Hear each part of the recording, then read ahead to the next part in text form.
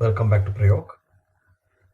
In this lecture, I would like to explain the concept of expansion slots of motherboard.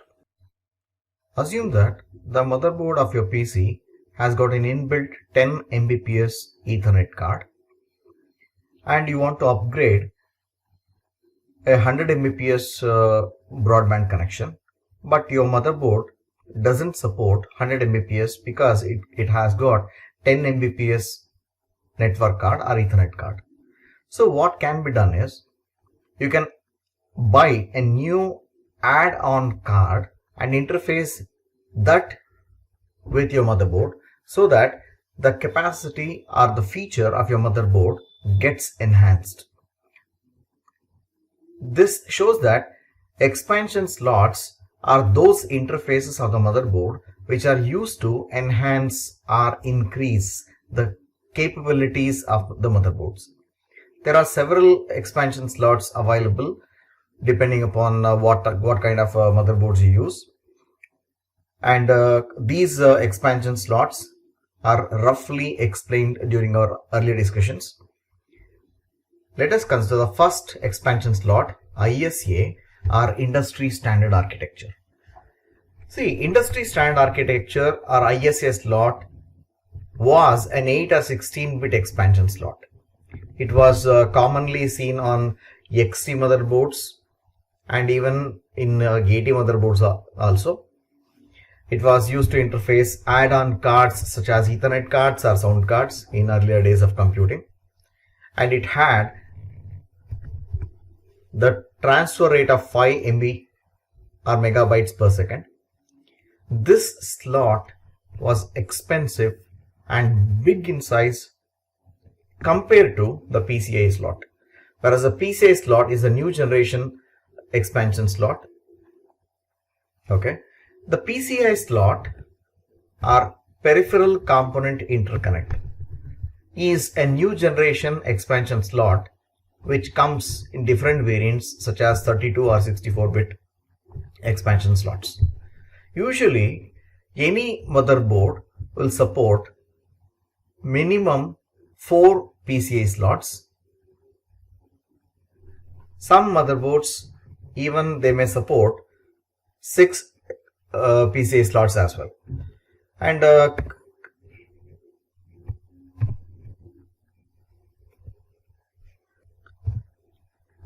PCI slots are generally used to interface add-on cards such as Ethernet cards or sound cards or even internal modems, etc.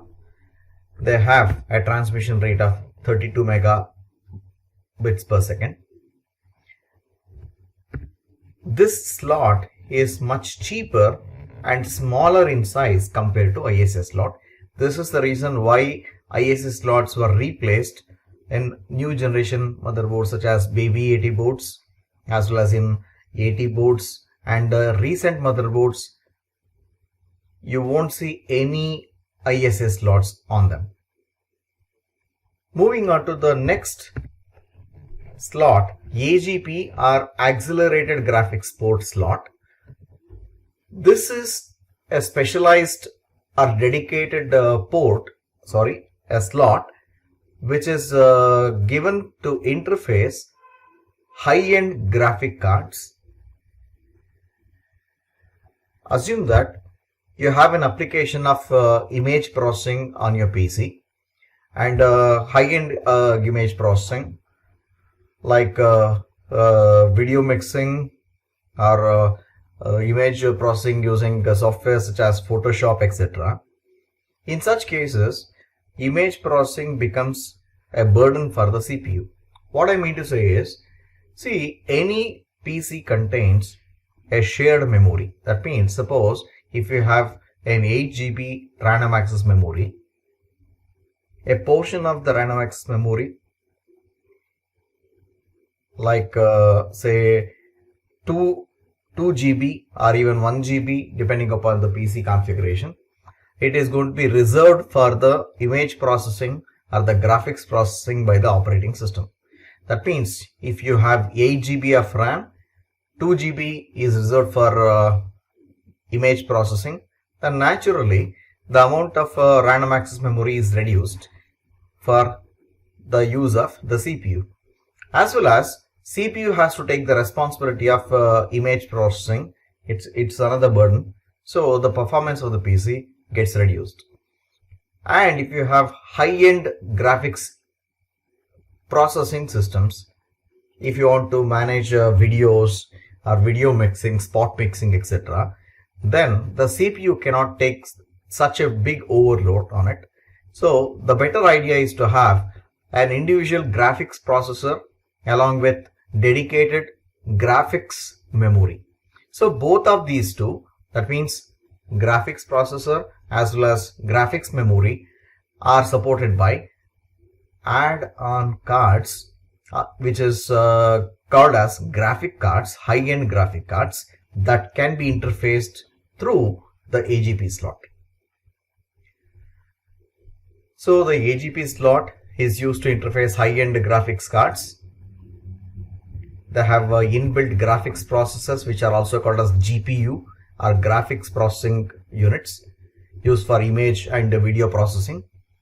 And also these cards, remember, the cards have got random access memory and GPU, not the slot. The graphics cards also have their own random access memory along with the CPU. So naturally the system performance will be naturally high in those systems which are interfaced with the graphic cards.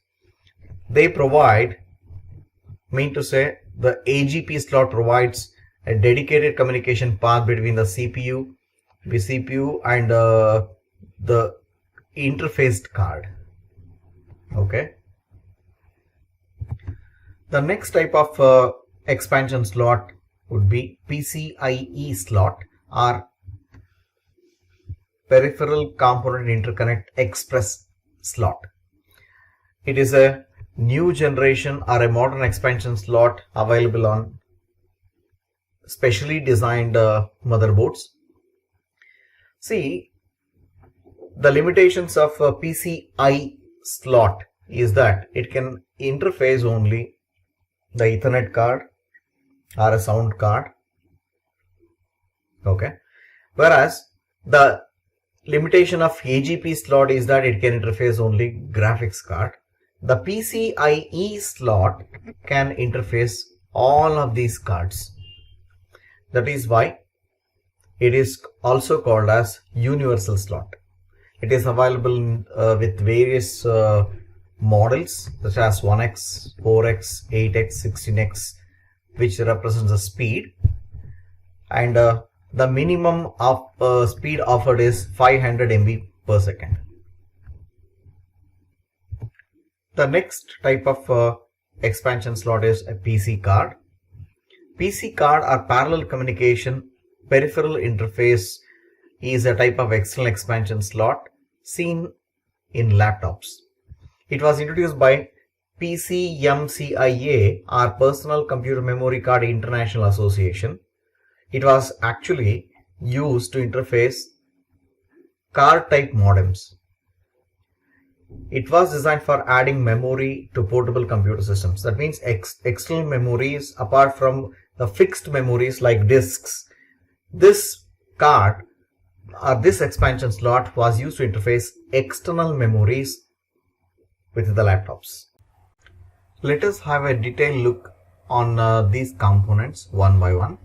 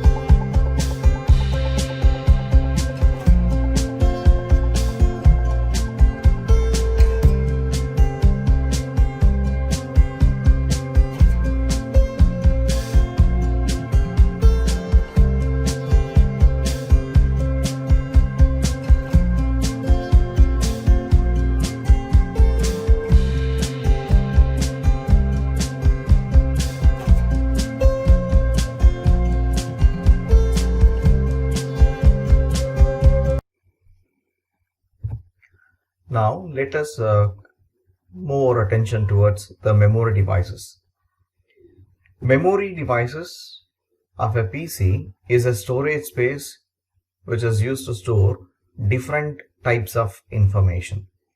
In fact, being users, we can recognize three different requirements. Number one, to store system programs. Number two, to store user executed programs. Number three, storing user created files. Let's consider the first one, storing system programs. System programs are those programs which are usually executed by the system for controlling and coordinating different types of operations, and it is not permitted for the user to use them. Instead, these programs are completely used by the system itself. So these system programs are stored in read-only memory or ROM. Number two, user executed programs. As soon as the user executes a program, the user executed program is going to be loaded into random access memory. Random access memory is a read or write memory into which executed programs are loaded during program execution, and the content of RAM is going to be erased as soon as the program is closed. The last type of requirement is storing user created files.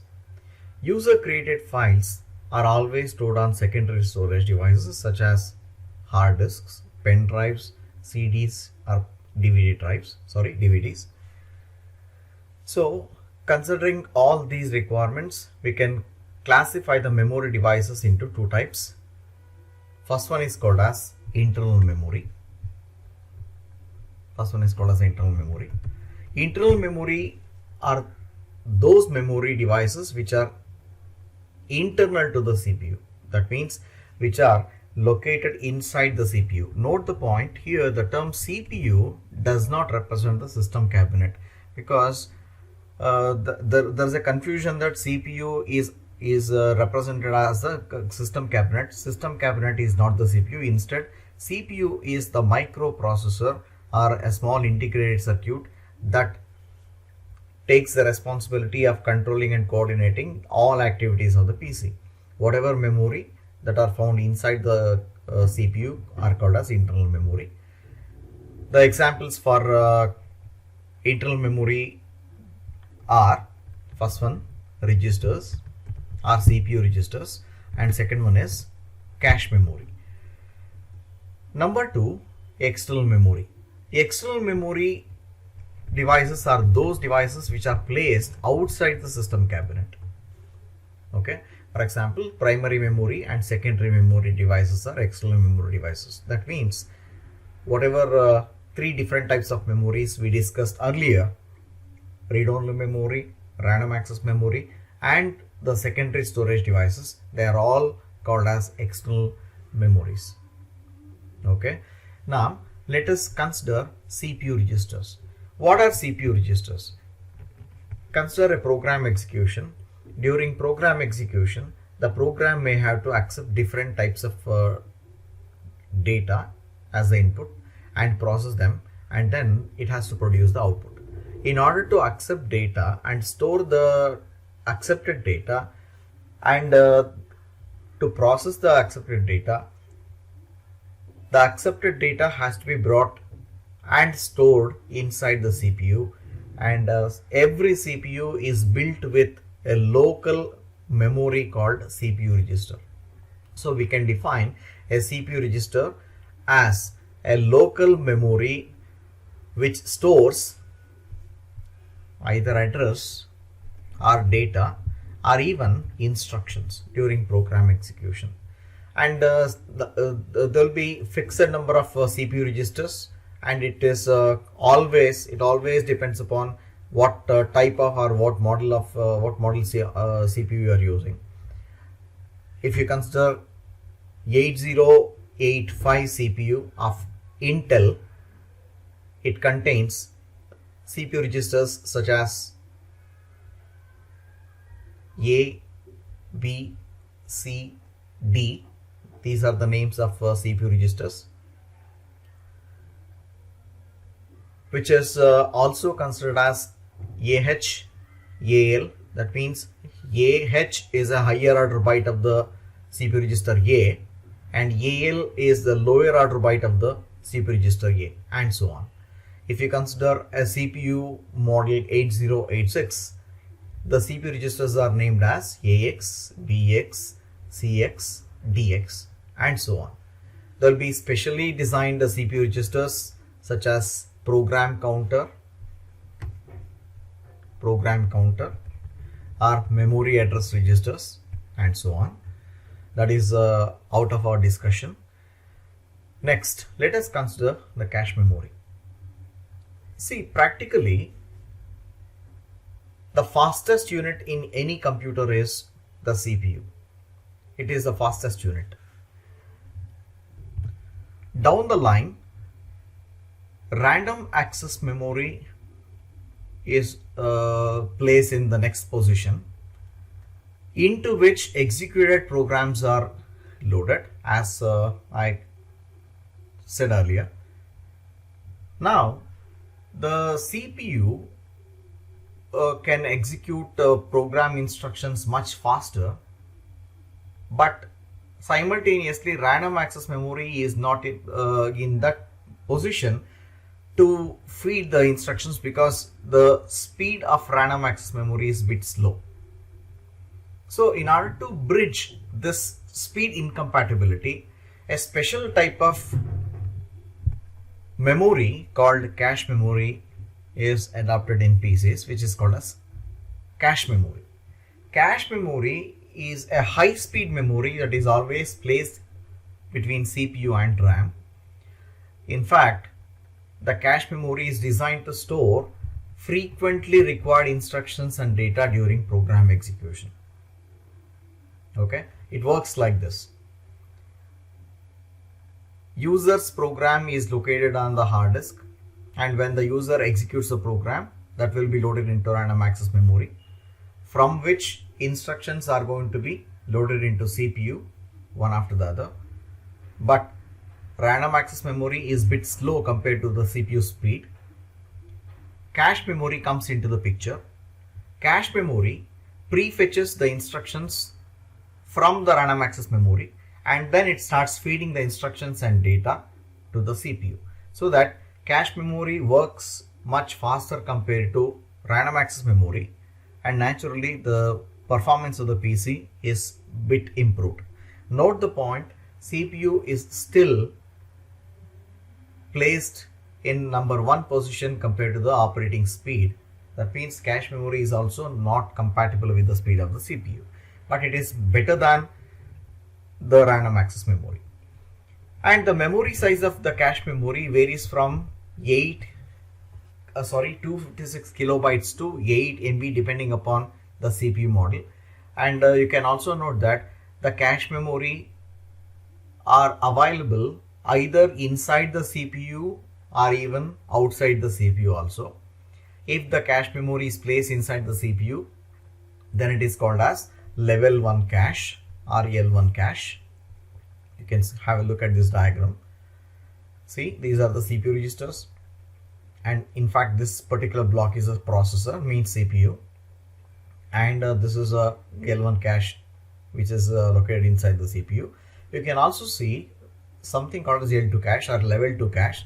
Usually level 2 cache is seen on motherboards. Outside that, random access memory is placed. This is random access memory, okay, and this is the disk. So this is the concept of cache memory. Let's move on to the detailed discussion of the primary memory and secondary memory. Basically, primary memory has got the purpose of storing either system programs or user executed programs. So the primary memory is one such a memory which has to store either the system program or user executed programs. We can conclude ROM and RAM as primary memory devices, and these memory devices can be seen in the form of integrated circuits placed outside the CPU, usually on the motherboard. Read-only memory is seen in the form of BIOS, basic input-output system, whereas random access memory is seen in the form of a PCB, a printed circuit board, a small printed circuit board, which is interfaced with the motherboard. Now consider the features of random access memory.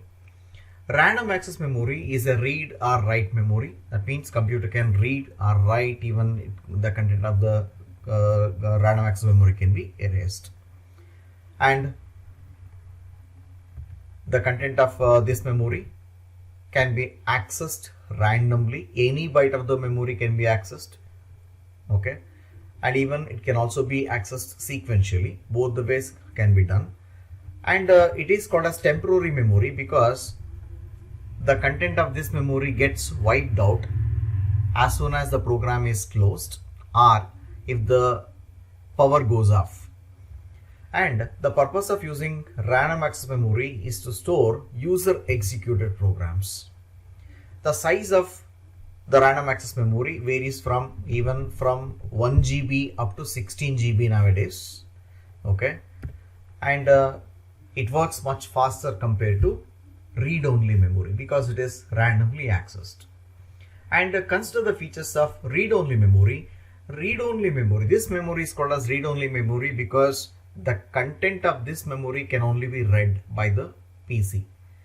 Because of this feature, it is also called as non-volatile memory.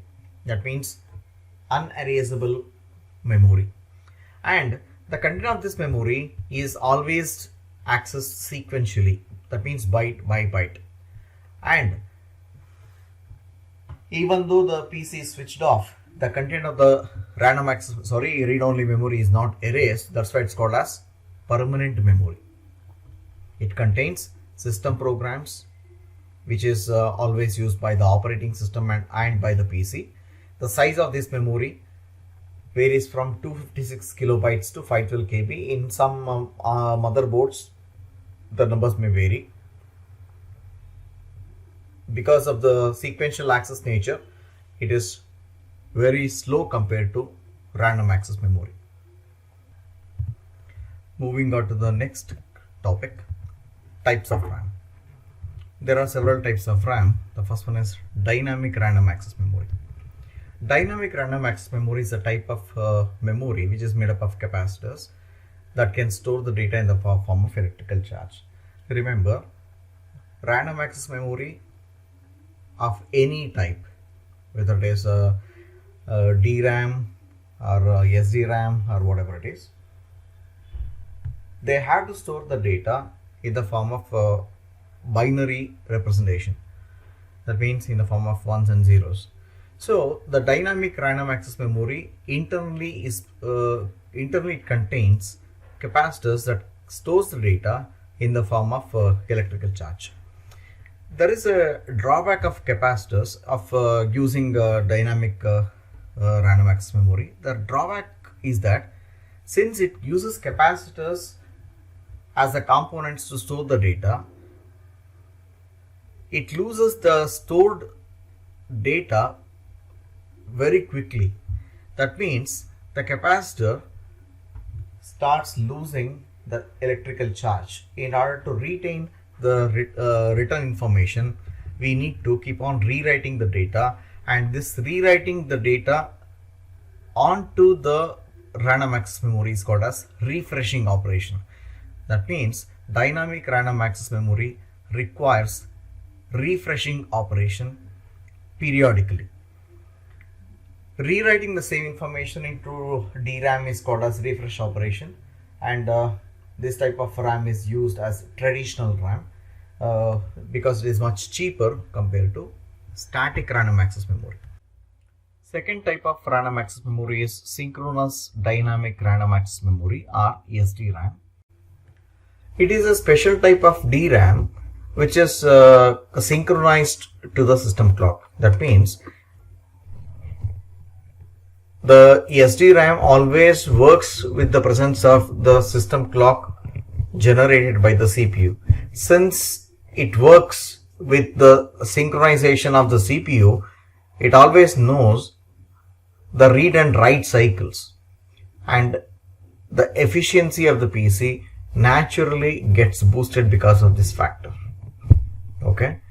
The next type of random access memory is static random access memory, or SRAM. Internally, this memory is made up of transistors instead of using capacitors, just like dynamic random access memory, or DRAM. Because of this, the transistors has got an advantage.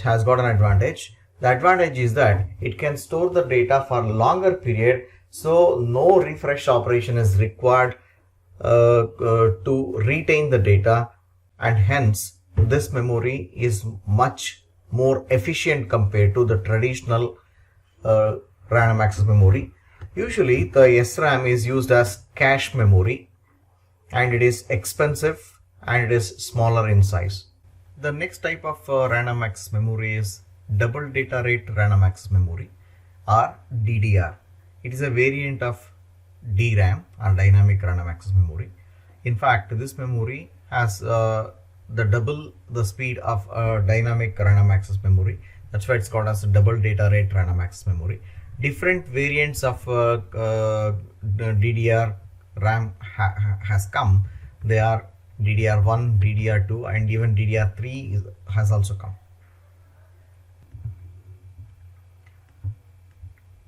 The next topic is SMPS, or switch mode power supply.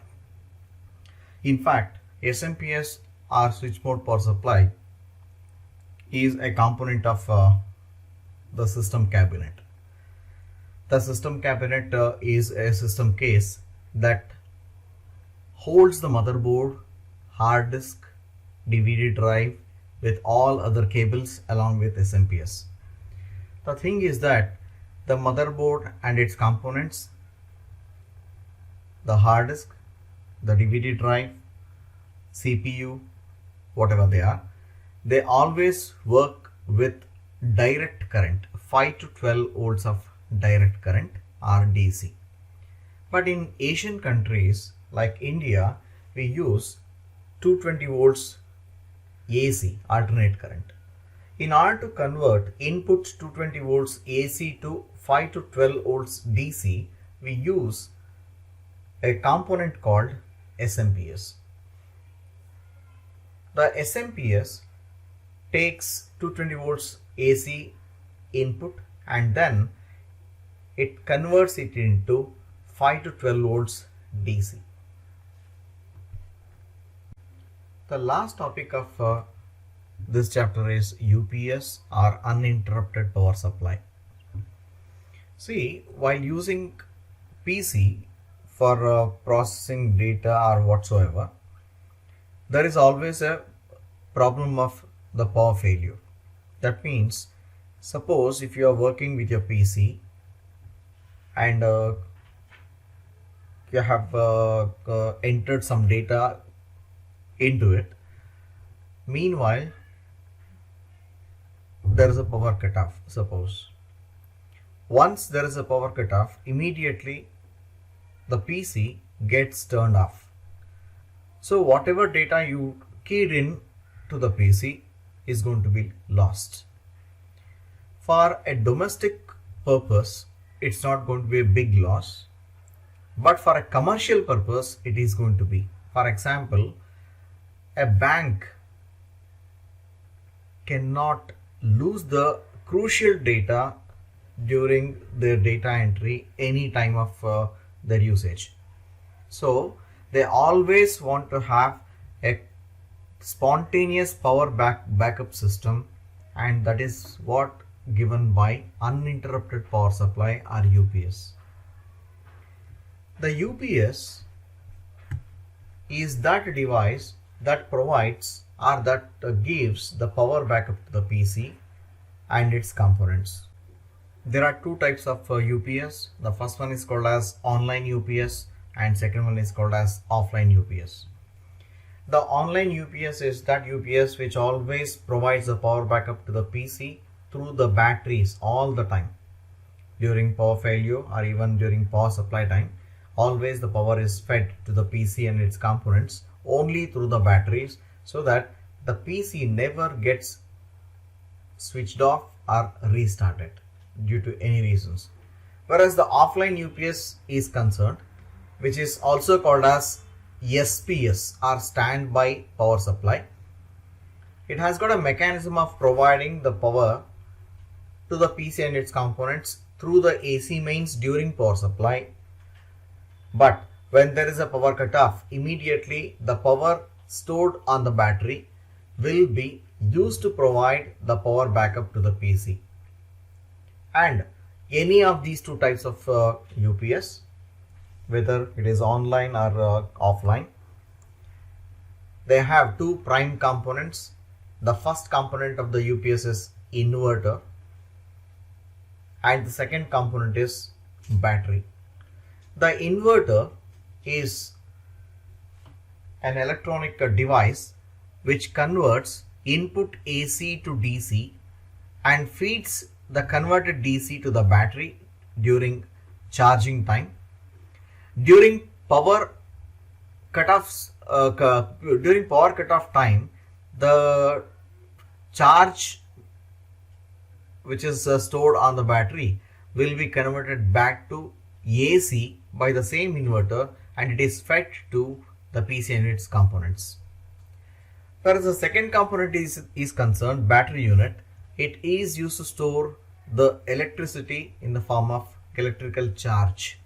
In fact, alkaline batteries are used, which contains electrodes with dilute HCl. It stores the charge, electric charge, during power on stage. When there is a power failure, the electric charge that is stored on the battery will be utilized by the inverter to to give the power backup to the PC. Thanks for watching the video. Please subscribe to my channel, comment on the comment section and share it with your friends. Thanks.